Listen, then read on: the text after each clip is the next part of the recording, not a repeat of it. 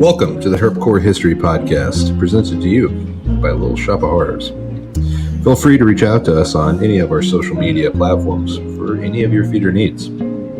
All right, let's go ahead and get into this episode.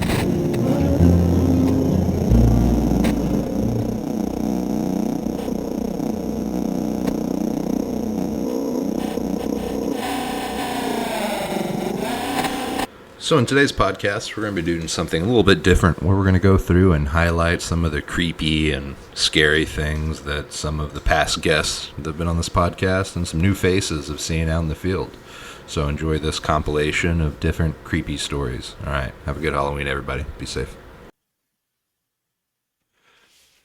All right, I have Jacob Bratz with me right now, and from the HerpCore Network. And he was gracious enough to join me on this little creepy, scary snake hunting project that we got going on here. How's it going, man? Pretty good, man. How are you? I'm doing all right. Good.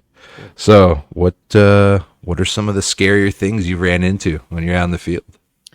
Well, I mean, everybody's got, kind of some weird stories of just being out in the night, being herpers, and I've got little things here and there, crashing, randomly in the woods, looking up, seeing a graveyard that you didn't realize was there, just kind of make chills go down your spine. But I got one that kind of shook me and my buddy to the bone a little bit. And it's not really like one of those, it's not really a paranormal thing.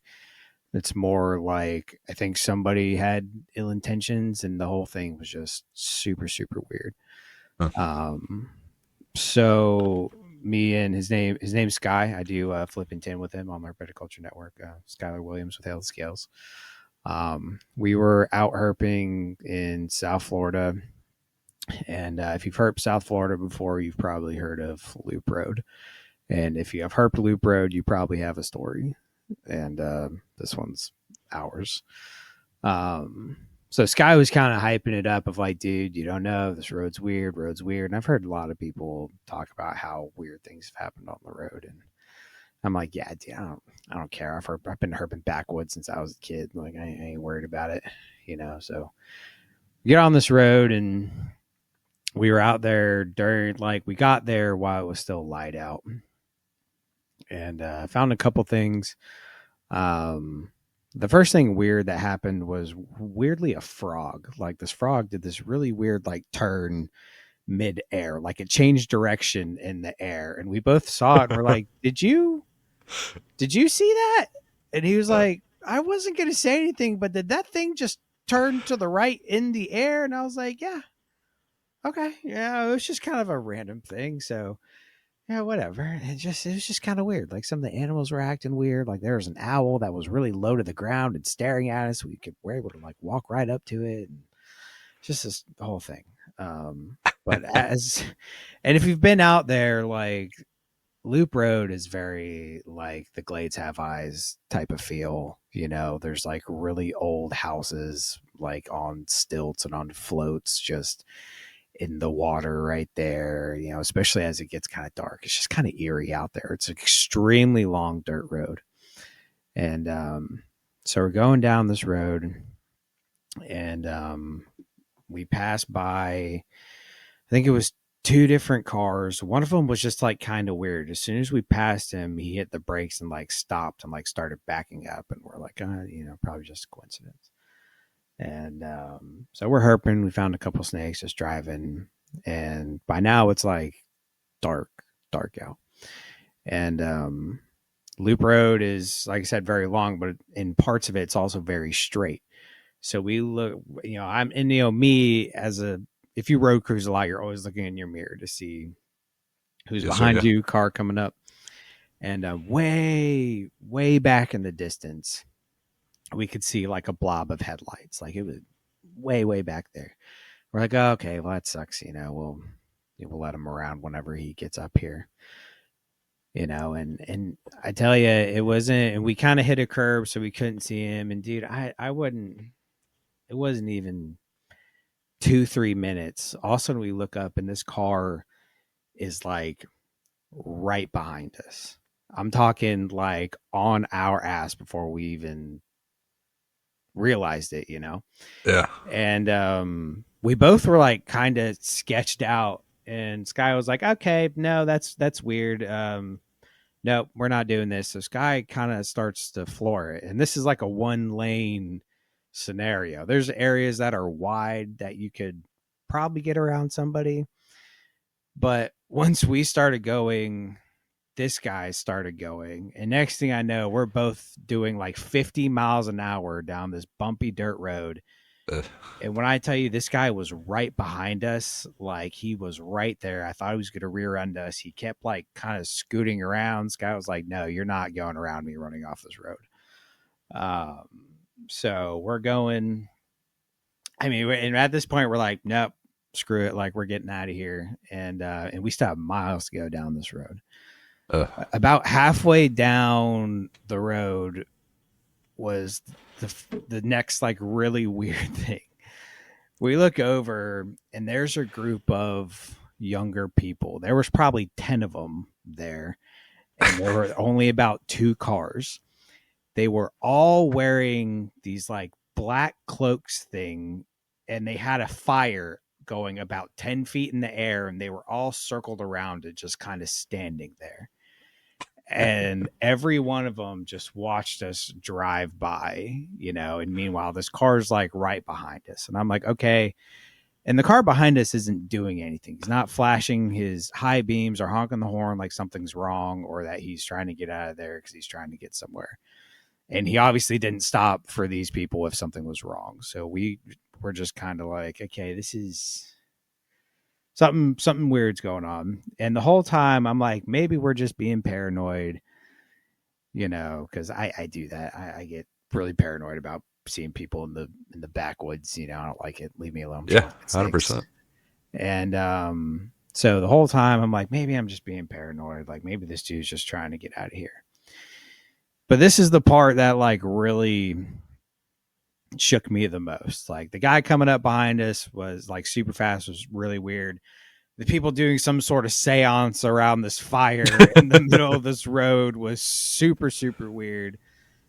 But the thing that got me the most, so Loop Road, we got to the end and I was like, oh my God, we're almost there. I can actually breathe. We get towards the end. The last, like, I don't know, half a mile or so of Loop Road is paved. Like I said, the rest of it is completely dirt. We got to the paved road, and as soon as we hit the pavement, this dude stopped in his tracks. And watched us leave. We saw his headlights till we got to the very end. He never turned around. He didn't keep going. He didn't turn out down a driveway. I could see his headlights till we got off a loop road. He sat there and watched us leave the road. And I don't know why, like that part, like that was the only part at the end of it. I was like, okay, like this dude, whoever it was, there, he had ill intentions. I don't know what it was. I don't know why, but either he was some dude just trying to scare somebody off the road because herpers go down there, or this dude was just genuinely being weird. Yeah. And it just shook me up, dude. It shook me to the bone. 100%. 100%. The way that dude just stopped. If he would have kept going and flung around us at the pavement or followed us out to the highway and got around us, something, it wouldn't have freaked me out so much. Like, not nearly as much. I would have been more annoyed than anything. But the fact that he sat there and watched us just disappear into the dark, I was like, no. Yeah, the fact, like, why they wanted to. Did they want to catch you on the dirt road? Did they? You right. know, that's terrifying. Yeah, yeah. 100%. Like he was the whole time he was trying to get around us, but Sky was like, like you're not, because he was driving and he drives this little Kia Soul, and dude, he was whipping that thing down this dirt road, and I was like waiting for something like a deer or something to jump out or a log to be in the road, have to stop. The whole time the dude was trying to like get around us, and Sky wouldn't let him because it was such a small road. We thought he was going to either get in front of us and hit the brakes, or he was going to try and run us off, like something, you know. It was just all bad vibes. And then when he stopped in his tracks right there, I mean, dude, it was a solid 2 minutes that we could still see him. Yeah. Wow. Like it was, it was the freakiest thing, man. Yeah. But Like then it's the crazy part. You'll be right back out there as soon as you can. I Because don't know there's about loop road, dude. Like I'll be okay. back in the Everglades as soon as I can, and I'll even do loop during the day. But after those, like after all the things that happened so quickly, I'm like, I don't know, man. Maybe with a bigger group of people in a bigger truck, like, I'll go. But man, the two of us in that little Kia, and I can't carry in Florida, so no, No. I wasn't about it, man. It was. I don't know. It was just really. It was probably the weirdest things that ever happened to me. Like I've passed plenty of people, through the road. And like I said, I had one time I popped out for a snake and I heard something crash. And all of a sudden I look over towards the crash and there's a graveyard right there that I had never seen before. And I had herped this road, I don't know how many dozens of times. But so that just kind of like gives you that little chill. But this was the only time I'm like, I think there may have been like actual danger involved in this. Like Yes. Yeah. something was 100%. wrong with that situation. Yeah. But And it's funny, unfortunately or fortunately, or maybe that's part of the thing that all keeps us doing it is the unknown. yeah, But it is always something interesting, and we'll gratefully we'll never know what that person wanted, and glad you guys got out of there safe and sound. I kind of, I'm very glad that we didn't find out what his deal was. So Yeah. that's kind of that was like the one thing that really just was set apart in my herping endeavors. 100%, 100%, Yeah, understandable. Well, excellent. Well, thank you yeah, for man. your story tonight, and I appreciate your time. Yeah, 100%. Thank you, man. Excellent. All right, I'm here with Mike Lamp, someone that I've seen many posts from on Facebook, going out, working the field, looking for all the cool snakes out there, and putting in the work consistently. So thank you very much for joining me tonight, Mike. Oh, no problem, no problem. Like I said, my favorite, and this is one of my most notable ones. I'm gonna stick with this one for the rest of my life.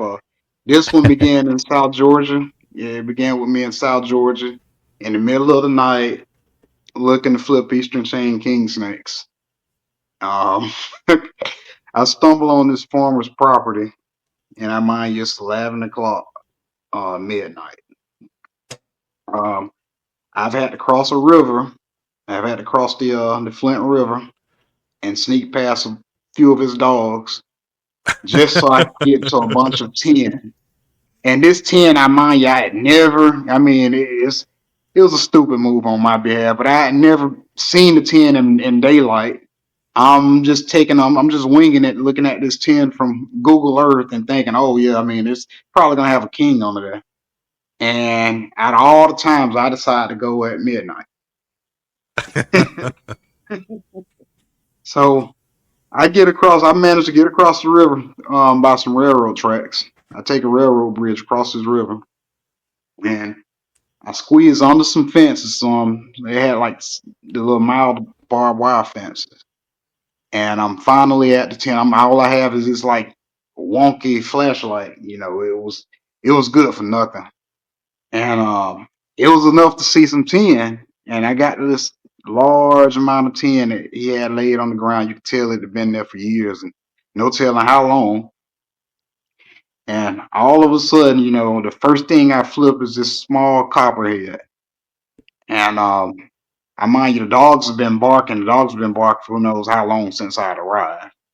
And I'm at the point where I'm ignoring these dogs. I don't see anything else. I have this barely decent flashlight. So I keep on flipping and I come across the first Eastern king snake of the night. It's this nice wide banded king. My adrenaline is up. I mind you, it's like 50, it might be like 50, 55 degrees, so it's cool. And out of nowhere, I see another king snake on the end of that piece of tin. So there's two kings. I have my hands full, and all of a sudden, I see this truck. You can see a truck in the distance. I mind you, I'm on a field, so I know that truck is coming one direction. And that's the direction I'm standing in. It's probably because the dogs wouldn't shut up. So so I'm holding this king, and I'm trying to wrestle and get to the other king snake before it disappears. And of course, that smaller one disappeared. And as this truck get closer and closer on me, I run around, and there's, I mind you, it's like a bushed out area just to the left corner. And man, I mean, I chose the dumbest place to hide. I mean, I got this king snake chewing on my arm. Of course, he jetted me with musk. And while I'm sitting there, in the bushes watching this truck get closer and closer, I'm starting to feel stung, and I'm getting bit by fire ants, and I'm having to hold it. I want to yell because there's a bunch of them on me. So I can hear two men. I can hear two men, talking. I can hear them in the distance. You can tell they've gotten out of this truck and they're walking around. They have, I can see their lights moving. So clearly they know that someone's on their property. And my heart is just, pounding. I'm getting stung by ants. It's cold. My phone battery. I remember my phone battery being low. And I mind you, I've walked across the railroad track bridge. There's a railroad bridge over a river just to get there. So to me, I don't know any other way but the way I came. And oh man, it was crazy. I mean, my heart was just pounding, and I mind you, I'm sweating. I'm sweating in 55 degrees. And man, these, I guess they were farmers. They get closer, and they get closer and closer, and to a point where one of them, I can hear everything he's saying, just clear up about how he's going to shoot the first person he see on his property. Oh no! So, so I can see that. I can see just from his own flashlight that he also, like, he's armed. The other guy has some kind of blunt object. He doesn't have a firearm on him. So that's to my knowledge right then. Okay, I'm just as good as dead. They're gonna find me. They're gonna shoot me. I'm gonna be dead holding the king snake and a crappy snake hook. I'm probably gonna wind up in the South Georgia newspaper. Some weird guy was killed trespassing. Yeah. And so the only thing I can think of at the moment is quietly just reaching down the ground. I'm tore up. The ants are now on my arms and legs, and so I'm in pain. I'm miserable, and so the only thing I could do is just throw something. And I remember just throwing it. It might have been like a mid little limb, and I threw it just to get their attention. And as soon as I did, the first thing that guy did was shoot. I mean, I could tell he had a shotgun. Oh shit! No. He shot in the direction I threw, and they just both started running. I mean, they were aimlessly running, after where the sound came from. And so by this time, all I could do was, I'm quietly just rubbing the ants off. Because by this time, I know that it's nothing but fire ants that's biting me. So I'm miserable. I'm doing bad. And what happened is I ended up letting the king snake go because I was just, man, those ants were, man, they were tearing me up. They was eating me the hell up. And I just stood there. I kind of quietly crawled my way out to where I knew I was away from the ants. But I mean, some of them lingered on me forever. I sat there, for the time being until I could get a little bit of sunlight. I know my wife's probably wondering, okay, what the hell is he? He ain't came back yet. So there's another situation brewing right there. So I waited all the way. I mean, I mind you, it's cold. I'm hungry. I'm aggravated. I didn't know if I was safe or not because I didn't hear the truck pull off. But it got to a point. We got to a point where I couldn't see the flashlights either, so I didn't know whether I was safe or not. Now, mind you, time goes by real fast.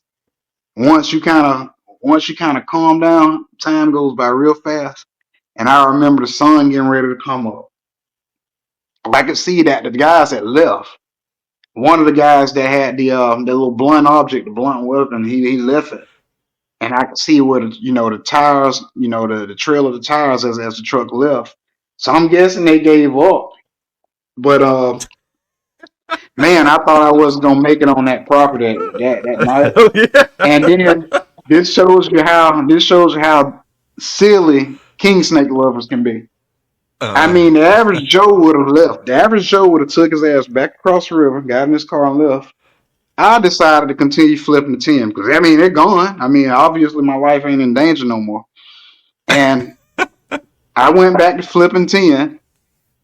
And I think it was the same king snake that got away, that I let go. He was still under the 10. He had went right back Hell under that yeah, 10. dude.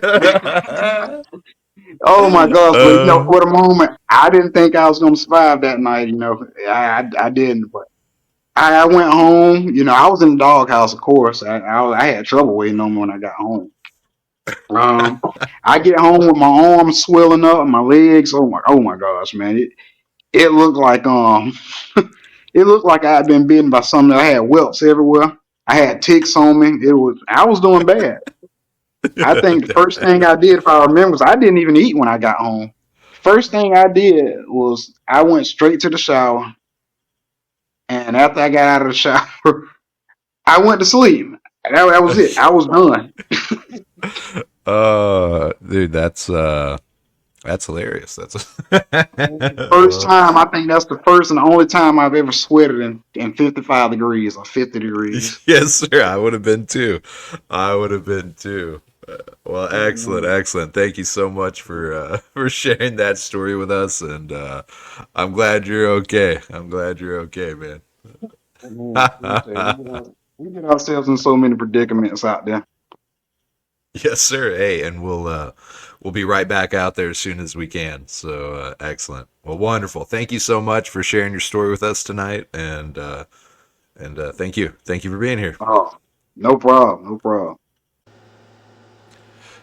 All right, I'm here with JC Aceves. He was nice enough to join me to tell me some little creepy stories he's run into out in the field. How are you doing today?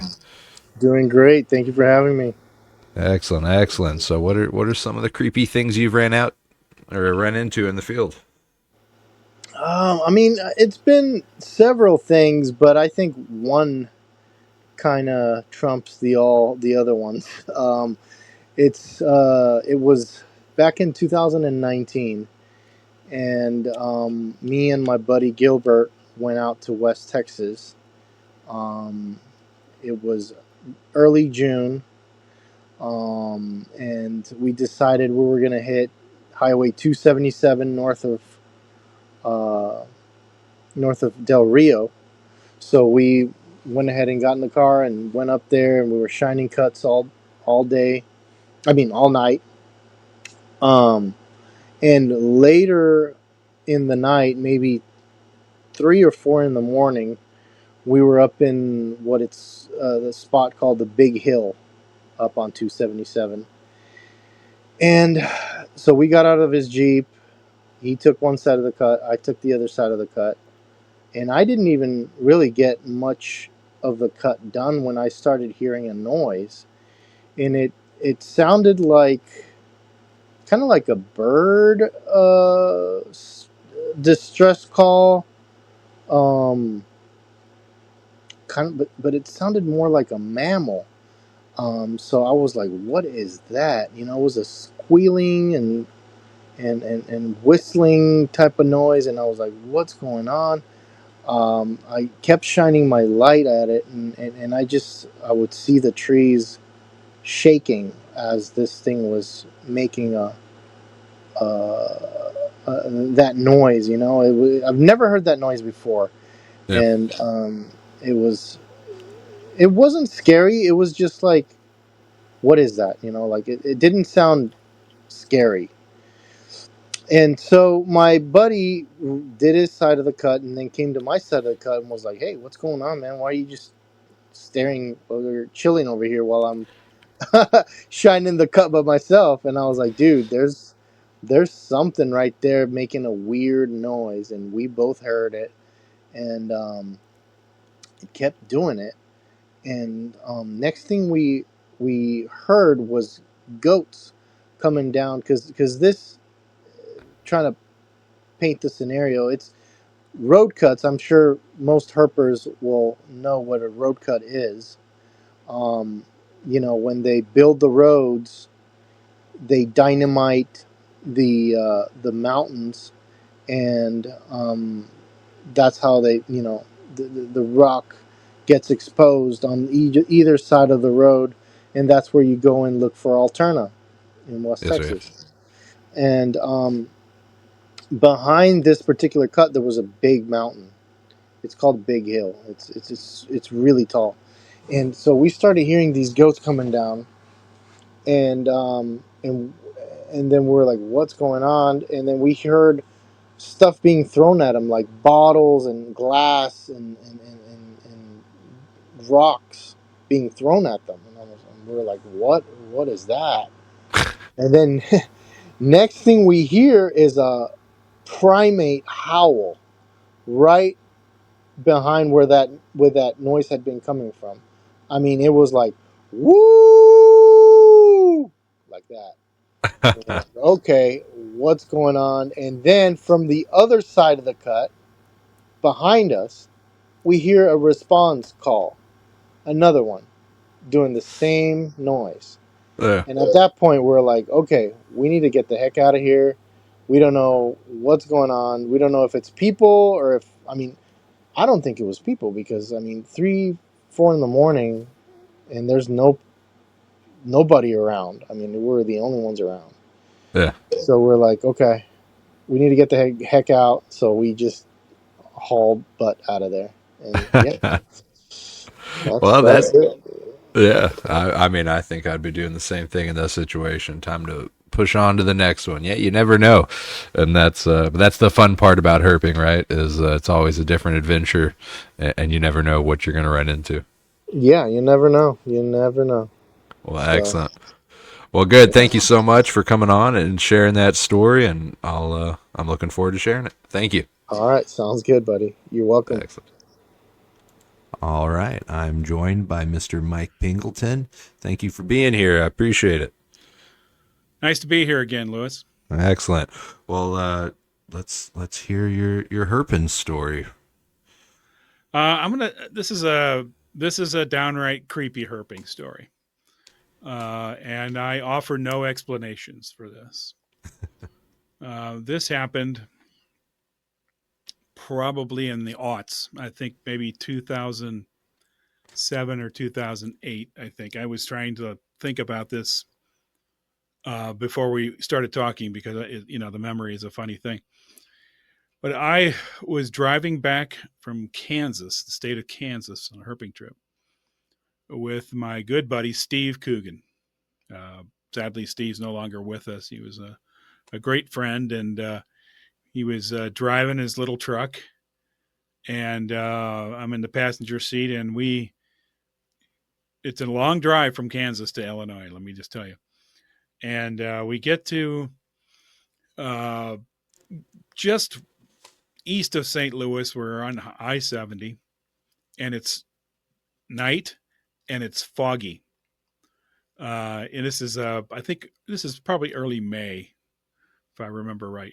And it is just, there's ground fog everywhere. It's just a heavy cover. And so Steve we're on the highway. He has to slow down. He's not going 70 now. Now he's going probably 55 just to be careful, And so we're driving along, and on the right, this is actually very close to the town of Greenville on I-70, for those of you who know where that's at in Illinois.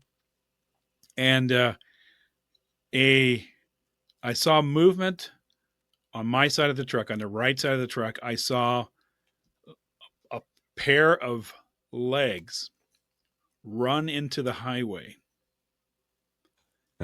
And I said, "Look out." I put my hand up, I'm like, "Look out." And Steve says, "I see him."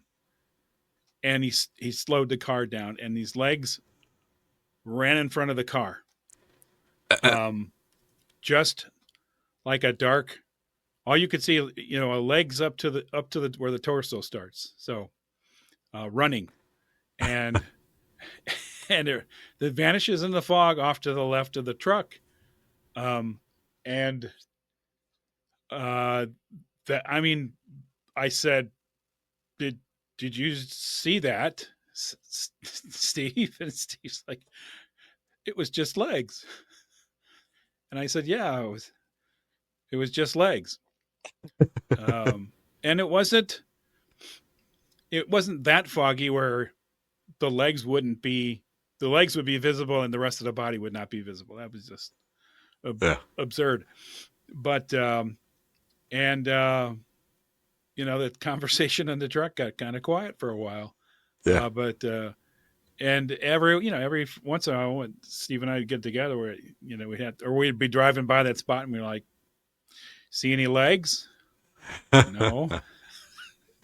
Yeah, it's always extra creepy when your partner can verify that they saw the thing you saw. Well, yeah, we both saw the same thing at the same time, which